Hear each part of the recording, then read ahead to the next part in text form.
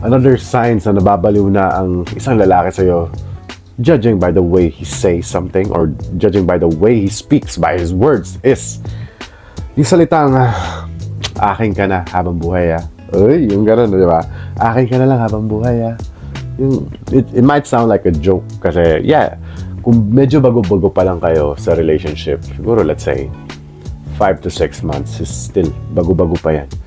Hindi pa yan masasabing habang buhay. Kumbaga nasa trial stage pa lang kayo ng relationship na yan.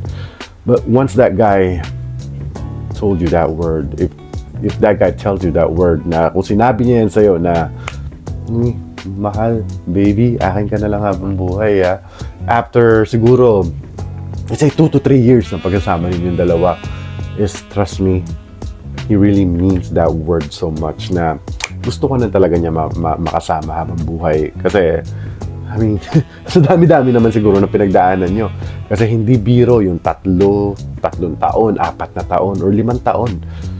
And after that one, sa hirap at saya, much maybe, na-survive nyo yung hirap, di ba? So I applaud you for that one. Papalakpakan ko kayo if na-survive nyo yung hirap na yan. And then after sa hirap na yan, gugustuhin pa niya na samahan ka sa susunod na maraming hirap na darating on some other years to come.